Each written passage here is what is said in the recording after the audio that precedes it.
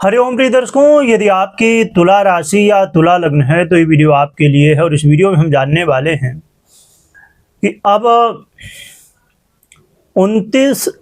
1 अगस्त से 1 सितंबर लगभग 1 महीने का समय है। इस समय अब दूरियां बढ़ेंगी या फिर सुलह होगी, क्योंकि एक ऐसी ग्रह स्थिति बनने जा रही है जिस ग्रह का प्रभाव हमारे रिश्तों में बहुत ज़्यादा देखने को मिलता है। प्रिय दर्शकों, हम बात कर रहे हैं शुक्र की। शुक्र का अब राशि परिवर्तन कन्या राशि शुक्र की नीच राशि पर होने जा रहा है। नीच राशि यहाँ पर मतलब ये कि शुक्र का जो सबसे खराब रिजल्ट माना जाता है उस स्थिति में शुक्र अब पहुंचने जा रहे हैं। 1 अगस्त से 1 सितंबर तक लगभग 1 महीने का ये समय होगा। तो शुक्र जब अब पीड़ित अवस्था में है, नीच अवस्था में है, तो क्योंकि एक बात और भी इसमें है, उसे भी हम समझेंगे। शुक्र हमारे जीवन में धन, वैभव, सुख, संपदा, सौंदर्य, प्रेम, नाते रिश्ते, मैरिज लाइफ हो, लव लाइफ हो, लग्जरी हो, ऐसे बहुत सारे कारक तत्वों का आधिपत्य रखते हैं। शुक्र का प्रभाव रिश्तों में भी काफ़ी ज़्यादा देखने को मिल जाता है, क्योंकि कोई भी रिश्ता हो उसमें प्रेम भावना जब तक नहीं है तब तक वो रिश्ता चल नहीं पाता है। कोई भी रिश्ता उसमें प्रेम, लगाव, ये सब होना चाहिए। जो कि चंद्रमा का भी प्रभाव, अन्य अन्य ग्रहों का अन्य अन्य रिलेशन में अपना अपना अलग अलग प्रभाव होता है, पर शुक्र एक ऐसे हैं जो प्रेम का आधिपत्य रखते हैं। प्रेम, अब जैसे माता पिता, बच्चे, कोई भी रिलेटिव है, कोई बुआ है, फूफा है, जो भी आप रिलेशन ले लीजिए, पति पत्नी है, हर व्यक्ति के अंदर जब एक दूसरे के प्रति प्रेम होगा, लगाव होगा, तभी वो रिश्ता चलता है। तो इसीलिए शुक्र का प्रभाव रिश्तों में भी बहुत ज़्यादा होता है। तो अब शुक्र जब अपनी स्थिति में ये परिवर्तन, और यहाँ पर ऐसा नहीं कि शुक्र खाली नीच के हो गए इसकी वजह से रिश्तों में सबसे अधिक प्रभाव पड़ेगा। एक तो शुक्र स्वयं प्रेम के कारक हैं, इसके अलावा शनि का भी यहाँ प्रभाव है। शनि की दृष्टि है शुक्र के ऊपर। शनि की दृष्टि को यहाँ तक कहा जाता है, यदि कोई बड़े से बड़ा राजयोग हो उसमें भी शनि की यदि दृष्टि पड़ जाए तो उस राजयोग को भी खत्म कर देते हैं।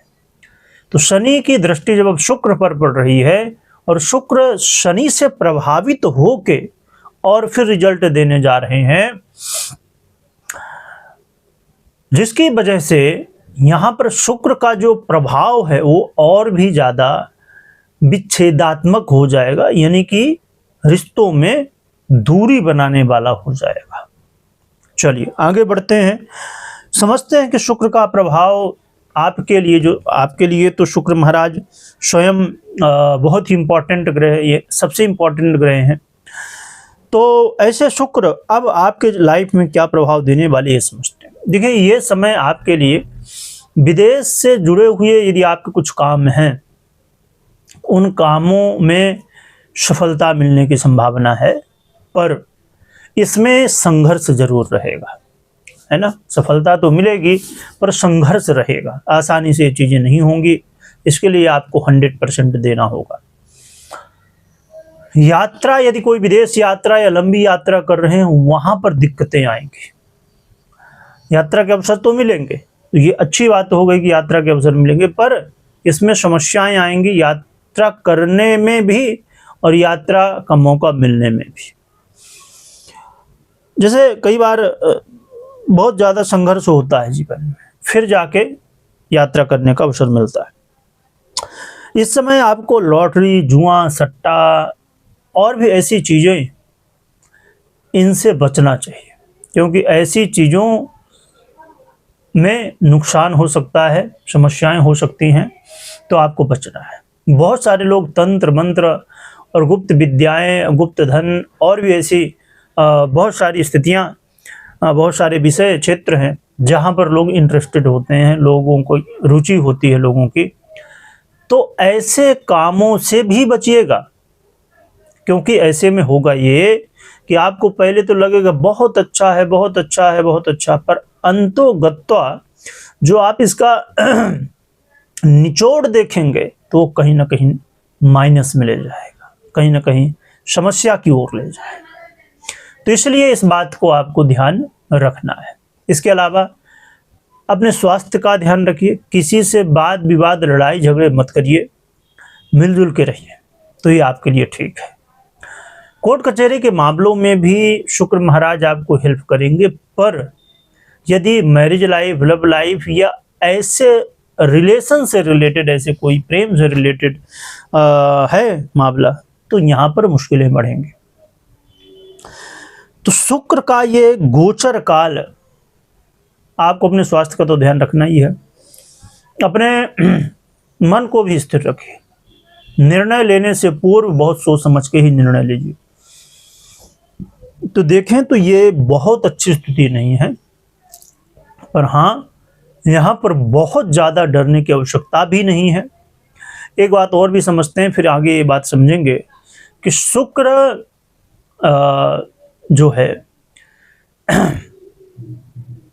कन्या राशि यानी कि नीच की राशि में आ रहे हैं, परंतु शुक्र जहाँ पर उच्च के होते हैं उसके अधिपति देवगुरु बृहस्पति बहुत अच्छी स्थिति में हैं, बहुत पावरफुल स्थिति में हैं। और जिस राशि में शुक्र नीच हो रहे हैं यानी कि बुध की राशि पर, तो बुध की स्थिति वर्तमान में बहुत अच्छी, जो कि जब तक शुक्र यहाँ पर जो है तो अपना गोचर काल लंबे समय तक इनका रहेगा, तो कुछ दिन के लिए ही बुध, फिर आगे बुध की स्थिति थोड़ी डिस्टर्ब रहेगी, फिर आगे चल के थोड़ी ठीक होगी, पर ज़्यादातर बुध की स्थिति भी बीच में डामाडोल रहेगी। तो इसलिए यहाँ पर आपको समझना है कि सपोर्ट तो शुक्र को कुछ मिल रहे हैं, यानी पूरी तरह से वो नहीं है, पर हाँ, यहाँ पर सावधान रहने की जरूर आवश्यकता है इन विषयों पर। खासकर कोई भी रिश्ता हो, चाहे मैरिज लाइफ हो, लव लाइफ हो, इसमें सबसे ज़्यादा प्रभाव, डायरेक्ट तो यहाँ पर प्रभाव नहीं है, पर इनडायरेक्ट प्रभाव यहाँ पर ये है कि लव लाइफ, मैरिज लाइफ में आपको सतर्क रहना, या कोई भी रिश्ते हो वहाँ ध्यान रखना है। किसी से विरोधाभास, किसी से शत्रुता, ये सब नहीं करना है। तो इन सब बातों को अपने काम धाम में भी ध्यान दीजिए। और एक चीज़ यहाँ पर और भी एक दो बातें समझ लीजिए इसमें, कि व्यर्थ में व्यय नहीं करना है, खर्च व्यर्थ में नहीं करना कहीं पर भी। और भोग विलास के चक्कर में, कई बार भोग विलास के चक्कर में फिर समस्याएं आएंगी, और इसमें ज़्यादा संभावनाएं उन लोगों के लिए होती हैं कि जिनका मन शांत नहीं रहता, कंट्रोल में नहीं रहता।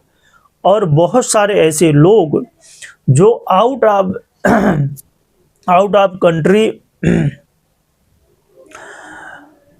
विजिट करते हैं, और जैसे गोवा हो गया और थाईलैंड वगैरह, और भी ऐसी चीज़ें आप समझ पा रहे होंगे।